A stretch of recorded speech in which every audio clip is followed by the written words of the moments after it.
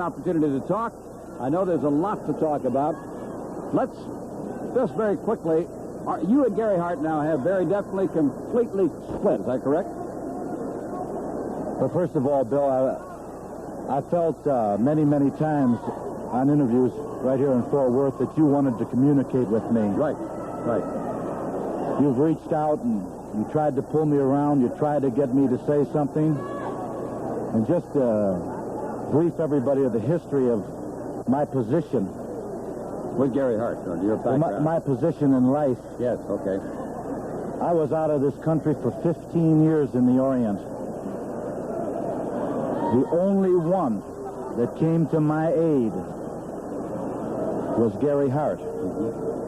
He brought me back so I could look at my loved ones that live right here, because I'm an American, first, last, and always.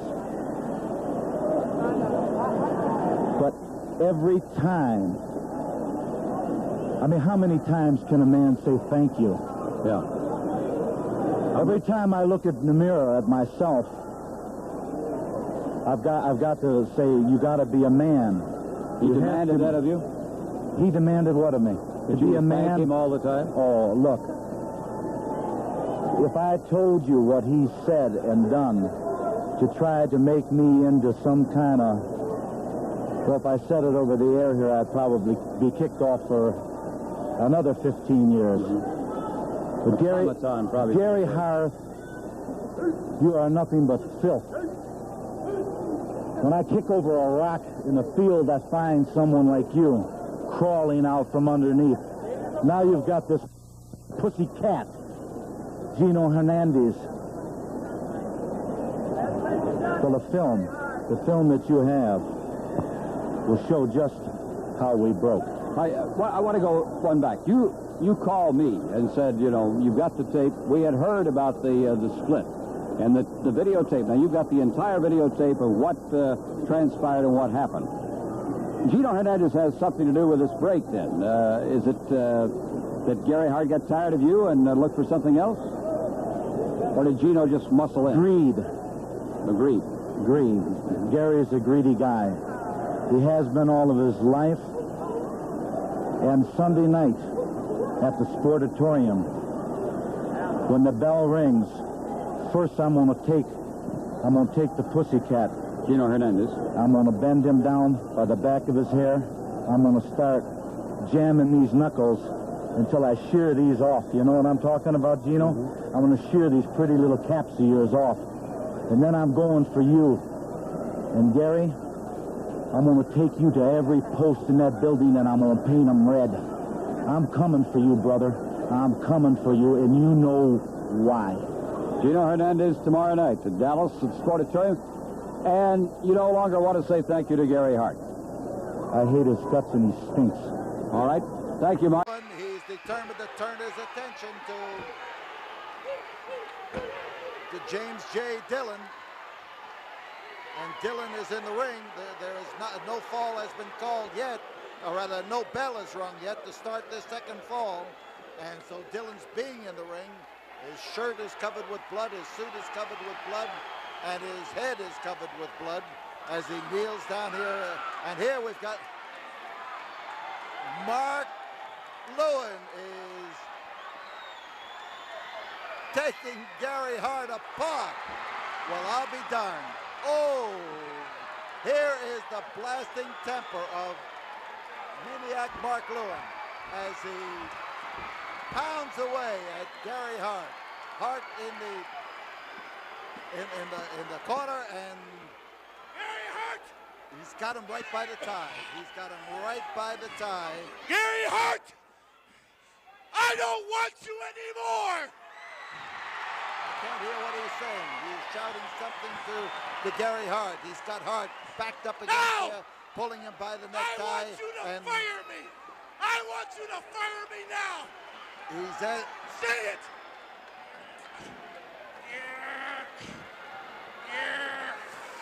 Gary Hart is being asked, being told to tell these people that he has nothing more to do with me.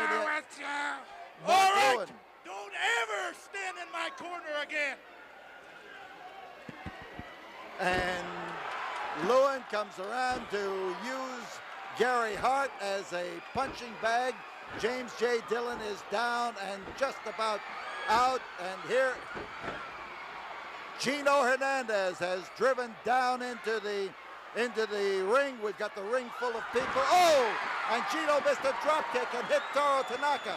And Lewin is on top. And there's a 3 count. And the 3 gives it to keep Mark Lewin from going on the offensive. Lewin, as you can see, hanging over that bottom rope. And Gino wants to make sure that he stays there. Well, he may have gotten Maniac Mark Lewin with a chair, but he may also have roused Lewin to one of those fits of rage for which he is justly famous. And then again, he may not, and we've got no fall that time, just a 2 count. Lewin catching it from Gino. And outside goes Maniac Lewin, and Gino keeps pounding him because that's the way to make this work, but it works in reverse as Gino now slams it in there. The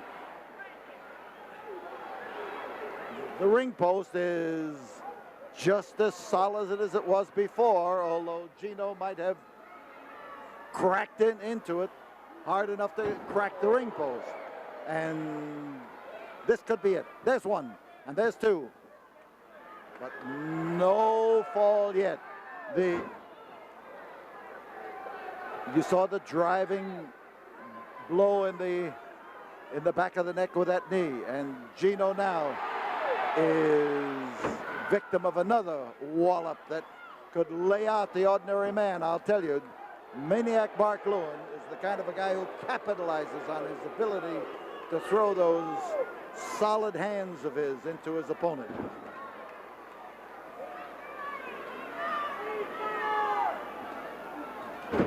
Swing, and he hit the mark. But Gino came around that time and caught him under the chin and in the throat with the driving tips of the fingers.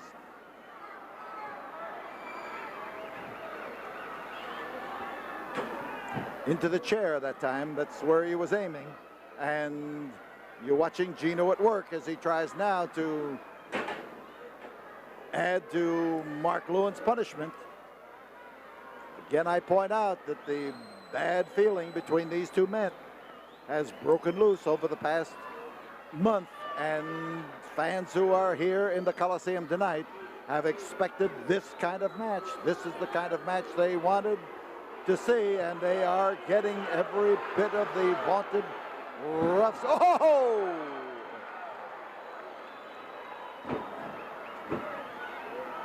The hot exchange, and oh, Lewin just gave Gino Hernandez the kind of punishment that he was dealt at, and the winner of this match is Maniac Mark Lewin. Maniac Mark Lewin, but he said that he was going to get Gary Hart, and he is after Gary Hart. Bring the weasel down! Bring the weasel down! Down!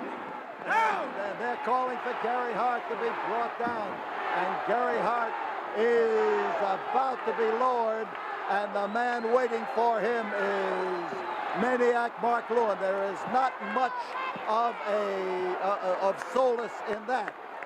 Mark Lewin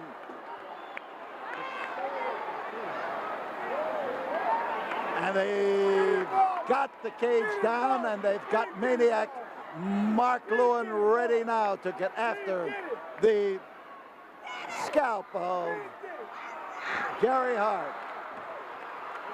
And Hart is catching it. He may be inside the fence, but inside the cage, but this is not the best place in the world to be. And Maniac Mark Lewin said he was going to take him into the ring, and here he is with the sleep hold to put the sleep hold on him. And Gino has come up. And Gino has come to Hart's rescue before, and Hart has been saved by not by the bell, but they're tying Hart's necktie around the cage. They have put the bolt loose in there, and they are trying to get out. And we've got Maniac Mark Lewis.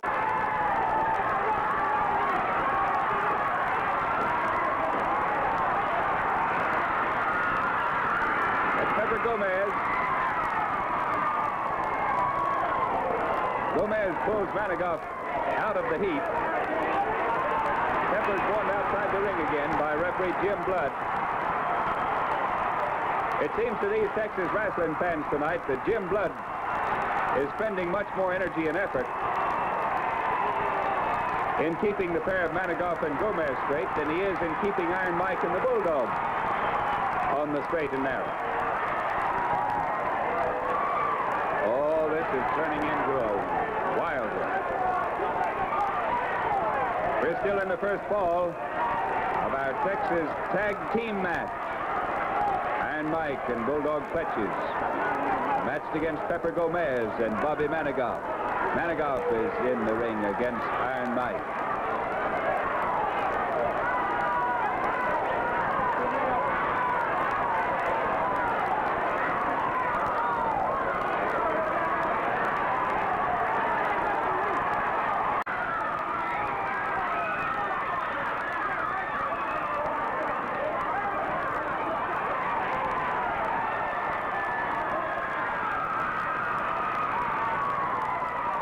Jim Blood is trying to get referee Otto Koos to run Pepper Gomez outside the ring.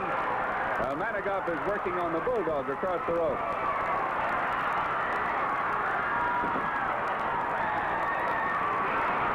Manigoff started to take a swing at Blood that time.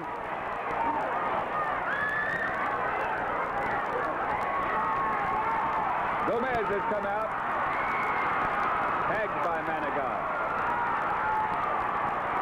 Gomez is tagging Iron Mike in a lot of different ways and places.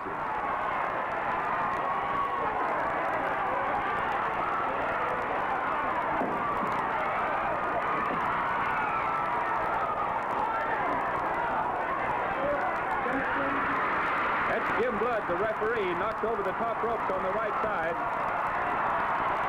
Gomez has covered him. There's the count of 3. Houston.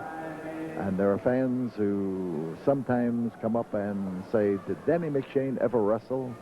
Well, here's the answer. Danny McShane was once the king of the hill in the lightweight division, rather the light heavyweight division. He came up from the middleweight division into the light heavyweight division and then the junior heavyweight division and held the world's title in each of them. And he, in some people's minds, he is the perennial tough guy because of his ability to give and to take. He is also the man who invented the idea of coming into the ring dressed like a peacock and has long been copied because of his strutting antics in the ring. But few have been able to copy his tremendous ability to pound an opponent into senselessness. So, a little nostalgia on the best of Texas wrestling.